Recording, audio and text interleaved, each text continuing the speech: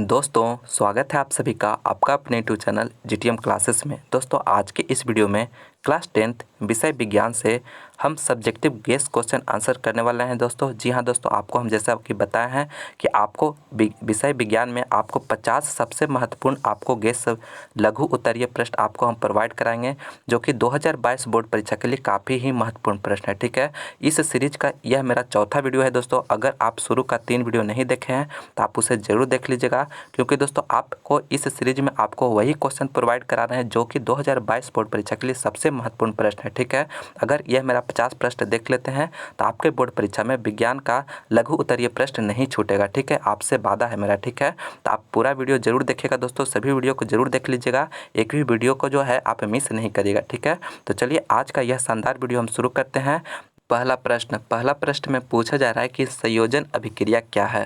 दोस्तों पूछा जा रहा है कि संयोजन अभिक्रिया होता है दोस्तों वह क्या है। यह प्रश्न आपको 2021 बोर्ड परीक्षा में पूछा हुआ प्रश्न है। दोस्तों इस वीडियो में जो भी प्रश्न आपको हम सिलेक्ट करके दे रहे हैं दोस्तों वह काफ़ी महत्वपूर्ण प्रश्न है। 2022 बोर्ड परीक्षा के लिए दोस्तों जो गेस किया हुआ प्रश्न है वही आपको हम बता रहे हैं, जिसमें कि आपको सबसे महत्वपूर्ण आपको क्वेश्चन है वही आपको प्रोवाइड करा रहे हैं। इसलिए दोस्तों वीडियो को लास्ट तक जरूर देखिएगा, एक भी क्वेश्चन स्किप नहीं करिएगा।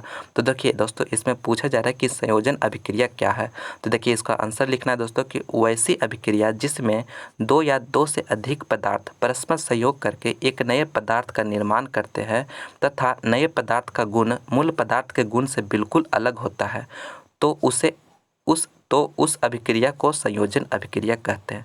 कहने का मतलब दोस्तों संयोजन अभिक्रिया वैसी अभिक्रिया को कहते हैं जिसमें दो या दो से अधिक पदार्थ यानी दो या दो से अधिक पदार्थ जो होगा परस्पर संयोग करके यानी दोनों जुड़कर एक नए पदार्थ का निर्माण करता है। ठीक है, नए पदार्थ का निर्माण करता है तथा नया पदार्थ जो बनता है उसका मूल पदार्थ के गुण से बिल्कुल अलग रहता है। ठीक है, तो उसी अभिक्रिया को संयोजन अभिक्रिया कहते हैं। ठीक है, आपको इस तरह से डिफिनेशन लिख देना है दोस्तों, एकदम आसान लैंग्वेज में, आपको पूरा मार्क्स जरूर मिलेगा। ठीक है, और इसका उदाहरण भी आपको दे देना है। ठीक है, तो देखिए उदाहरण भी आपको बता रहे हैं। देखिए यहाँ पे सब आपको जो है उदाहरण क्या लिखना है।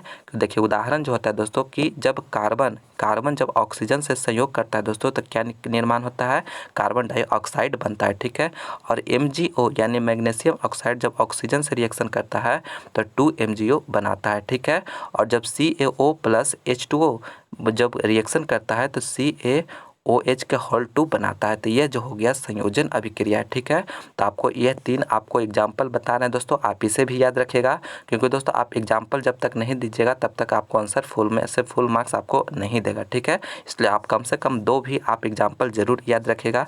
ठीक है, आप इतना लिखिएगा दोस्तों, आपको 2 में से जो है फुल में से फुल मार्क्स आपको जरूर देगा। ठीक है, देखिए डिफिनेशन हम क्या बताएं कि वैसी अभिक्रिया जिसमें 2 या 2 से अधिक पदार्थ परस्पर संयोग करके एक नए पदार्थ का निर्माण करते हैं तथा नए पदार्थ का जो मूल होगा माने जो गुण होगा वह मूल पदार्थ से बिल्कुल अलग होता है। ठीक है, तो उसे ही संयोजन अभिक्रिया कहते हैं। ठीक है, आपको इतना लिखना है और इसका एग्जाम्पल आपको 2 दे देना है। ठीक है, आपको फुल में से फुल मार्क्स जरूर मिल जाएगा। ठीक है, चलिए दोस्तों अब देखते हैं अगला प्रश्न। दूसरा नंबर प्रश्न में पूछा जा रहा है कि स्वपोषी तथा विषमपोषी पोषण में क्या अंतर है। दोस्तों यहाँ पे पूछा जा रहा है ना कि स्वपोषी तथा विषमपोषी पोषण में क्या अंतर है। ठीक है, तो देखिए दोस्तों दोनों आपको यहाँ पे आंसर लिखना है।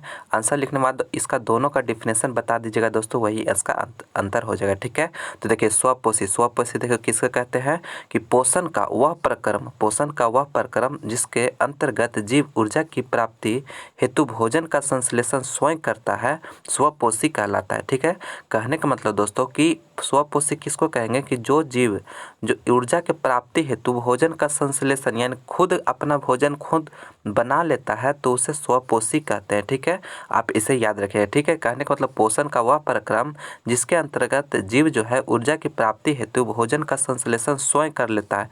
यहाँ पे देखिए यही मेन पॉइंट है। ठीक है दोस्तों, कहने का मतलब भोजन का संश्लेषण खुद से मैंने बनाता है, यह भोजन खुद से बना सकता है, यानी आप आसान लैंग्वेज में समझ सकते हैं। ठीक है, तो उसे स्वपोषी कहलाता है। ठीक है, और देखिए जैसा कि क्या हो गया कि हरित कण युक्त पादप, कहने का मतलब जो भी पौधा है, पेड़ पौधा है दोस्तों, वह देखिए अपना भोजन स्वयं पका लेता है, ठीक है, स्वयं बना लेता है, संश्लेषित कर लेता है प्रकाश संश्लेषण क्रिया द्वारा, ठीक है।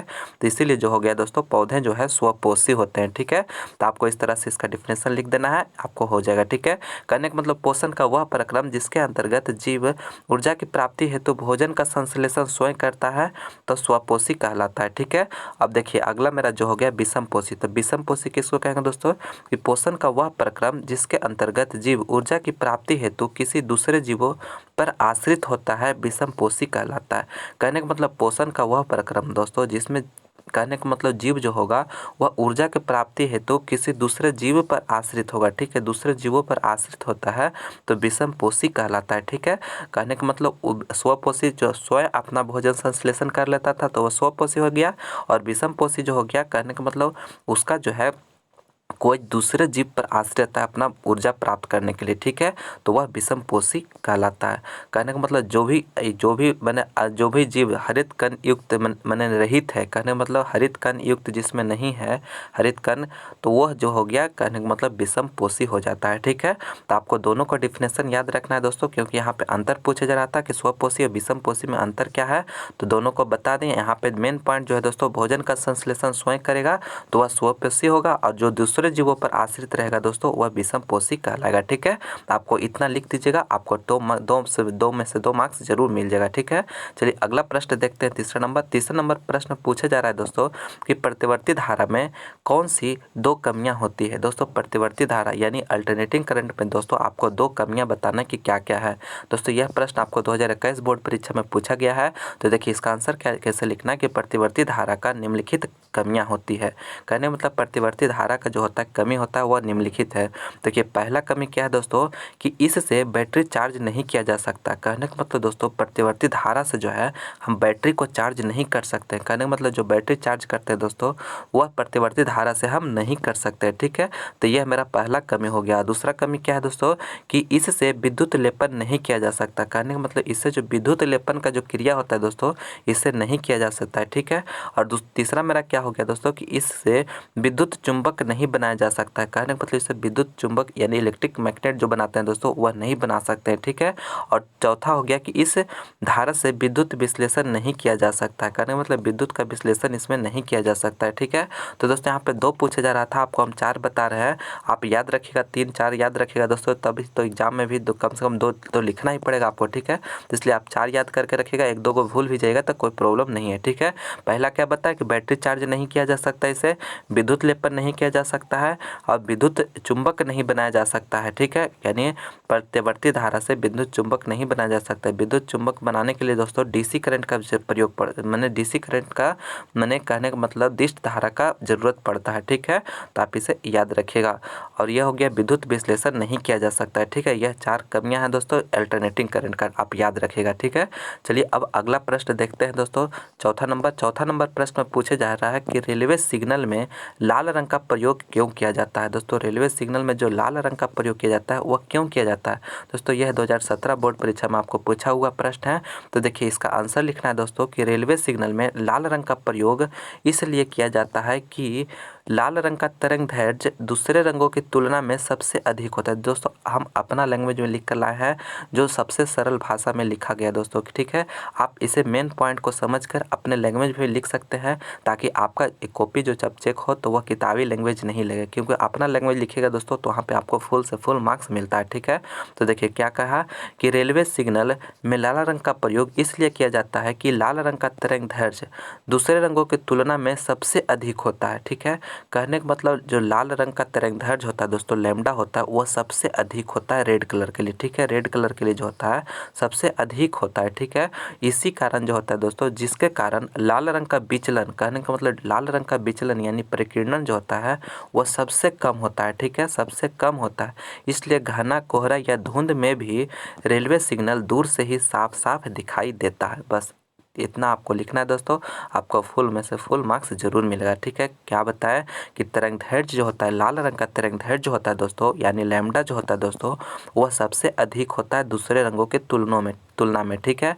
और जिसके कारण जिसका लैम्डा अधिक रहेगा दोस्तों, उसका जो डेविएशन होगा, कहने का मतलब उसका जो विचलन होता है वो सबसे कम होता है। ठीक है, सबसे कम होता है। इसीलिए घना कोहरा या धुंध में, या यानी जब घना कोहरा हो या धुंध हो तो वहाँ पे सिग्नल जो है दोस्तों, रेलवे सिग्नल जो रहता है वह दूर से ही हमें दिख जाता है, जिससे कि कोई खतरा नहीं होता है। ठीक है, मैंने अगर रेड सिग्नल अगर लगा हुआ रहेगा तो वहाँ मैंने कहने में सिग्नल पे, तो वहाँ दूर से ही देखकर गाड़ी को, अगर कोई डेंजर रहेगा तो गाड़ी को रोक सकता है। ठीक है, ड्राइवर। ठीक है, तो इसीलिए रेलवे सिग्नल में जो होता है लाल रंग का प्रयोग किया जाता है। तो इसलिए मेरा इतना आंसर लिख दीजिएगा, आपको फुल में से फुल मार्क्स जरूर मिलेगा। चलिए दोस्तों, उम्मीद करते हैं कि यह समझ गए होंगे चौथा नंबर प्रश्न। तो चलिए दोस्तों, अब अगला प्रश्न देखते हैं, 5वां नंबर। दोस्तों, इस वीडियो में जो भी प्रश्न आपको हम करवा रहे हैं दोस्तों, काफ़ी महत्वपूर्ण प्रश्न है। आपको हम बताएं दोस्तों कि 50 आपको सबसे महत्वपूर्ण जो लघु उत्तरीय प्रश्न है विज्ञान का, वो हम आपको देने का वादा किए हैं दोस्तों। तो यह मेरा उस सीरीज का यह मेरा चौथा वीडियो है। अगर 3 वीडियो नहीं देखे हैं शुरू वाला तो आप उसे ज़रूर देख लीजिएगा, उसका लिंक डिस्क्रिप्शन में दिया हुआ है। क्योंकि दोस्तों आपको इसमें वही प्रश्न आपको बता रहा है जो 2022 बोर्ड परीक्षा के लिए काफ़ी ही महत्वपूर्ण प्रश्न है। ठीक है, तो आप उसे ज़रूर से ज़रूर देखिएगा मेरा सभी वीडियो को। ठीक है, और दोस्तों अगर आप मेरा और भी दूसरे सब्जेक्ट का वीडियो देखना चाहते हैं तो लिंक डिस्क्रिप्शन में दिया हुआ है, वहाँ पर जाकर मेरा और भी दूसरे सब्जेक्ट का तैयारी कर सकते हैं, जिसमें कि आपको काफ़ी महत्वपूर्ण प्रश्न आपको कराया गया है आपके बोर्ड परीक्षा के लिए। ठीक है, और दोस्तों आप अभी से ही मेहनत करते चलिए, ताकि अगर अभी से ही अगर आप मेहनत करते चलिएगा दोस्तों, तभी आपका जो है जो टारगेट है 450 प्लस मार्क्स लाने का, वह पूरा हो सकता है। ठीक है, इसलिए आप अभी से ही शुरू से ही मेहनत करते चलिए, ताकि जो है आपका टारगेट लाने में कोई भी दिक्कत ना हो। ठीक है, तो देखिए 5वां नंबर प्रश्न में पूछा जा रहा है दोस्तों कि उत्सर्जन क्या है, इसके 2 प्रमुख अंगों के नाम बताएं। कहने का मतलब उत्सर्जन क्या है दोस्तों, आपको इसको 2 प्रमुख अंग बताना है। ठीक है, इसको देखिए आंसर लिखना है कि शरीर में उपापचयी क्रियाओं द्वारा बने अपशिष्ट पदार्थों का शरीर से बाहर निकालने की क्रिया को उत्सर्जन कहते हैं। कहने का मतलब आसान लैंग्वेज में आप समझिए दोस्तों कि शरीर में जो भी क्रिया होता है, ठीक है, उससे जो अपशिष्ट पदार्थ बनता है उसी को शरीर से बाहर निकालने की क्रिया को जो है उत्सर्जन कहा जाता है। ठीक है, और दोस्तों इसके जो प्रमुख अंग पूछा जा रहा था, देखिए ब्रिक यानी किडनी हो गया, फेफड़ा हो गया, त्वचा हो गया, ये सभी इसके प्रमुख अंग है उत्सर्जन का। ठीक है, तो आप इसे याद रखिएगा, इतना लिखिएगा दोस्तों, आपको फुल में फुल मार्क्स जरूर मिलेगा। शरीर में उपापचयी क्रियाओं के द्वारा जो भी क्रिया होता है शरीर में, ठीक है, उसके द्वारा जो अपशिष्ट पदार्थ बनता है उसी को बाहर निकालने की क्रिया को उत्सर्जन कहते हैं। ठीक है, आपको इतना डिफिनेशन लिखना है उत्सर्जन का। तो चलिए आपको इतना ही लिखना है इसमें।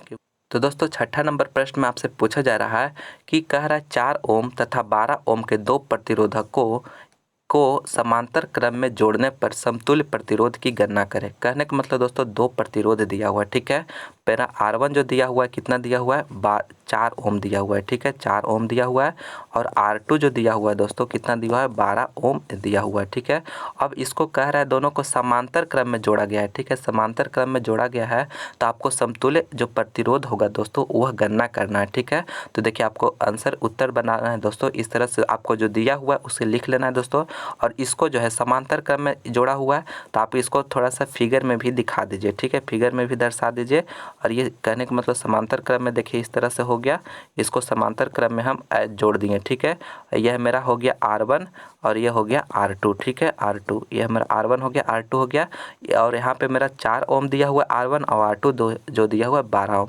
तो दोस्तों आप जब समांतर क्रम में रहता है तो इसका फार्मूला आप जानते हुए कि 1/R इक्विवेलेंट बराबर जो होता है 1/R1 प्लस 1/R2 होता है। ठीक है, आप यह फार्मूला आप नहीं जानते होंगे दोस्तों, तो आप इसे ज़रूर से ज़रूर याद कर लीजिएगा, क्योंकि आपके इसी तरह का आपके प्रश्न आपके बोर्ड परीक्षा में ज़रूर से ज़रूर पूछा जाता है। ठीक है, और यह प्रश्न काफ़ी महत्वपूर्ण प्रश्न है दोस्तों, आप इसे अच्छी तरह से ज़रूर समझ लीजिएगा। ठीक है, और इस फार्मूला को आप याद रखिएगा दोस्तों, इसी फार्मूला से आपका आंसर बन जाएगा। ठीक है, आंसर आ जाएगा, पहला 4 ओम दिया हुआ है, दूसरा 12 ओम दिया हुआ है। ठीक है, अब वैल्यू हम पुट करेंगे, आंसर देखिए आ जाएगा। ठीक है, और जो होता है दोस्तों समांतर क्रम के लिए यह होता है, और श्रेणी क्रम के लिए जो होता है फार्मूला दोस्तों वह R इक्विवेलेंट बराबर होता है वो R1 प्लस के R2 होता है। ठीक है, आप इसे भी याद रखिएगा, अगर 2 प्रतिरोध रहेगा तो, और ज़्यादा ज़्यादा रहेगा तो इसी तरह से आगे बढ़ते जाता है। ठीक है, तो चलिए अब इसका सोल्यूशन करते हैं।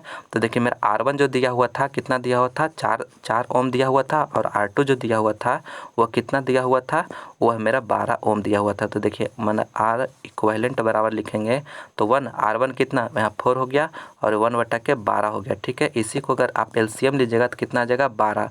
तो यहाँ पे कितना हो जाएगा 4 दिया है और यहाँ पे 1, तो यहाँ पे कैलकुलेट करके कितना आएगा 4/12 और इसका कितना टाइम्स में कटेगा 3 टाइम्स में, यानी कि 1/3 आ गया। ठीक है, यानी 1/के R इक्विवेलेंट बराबर जो आ गया दोस्तों वो कितना आ गया 1/3 आ गया।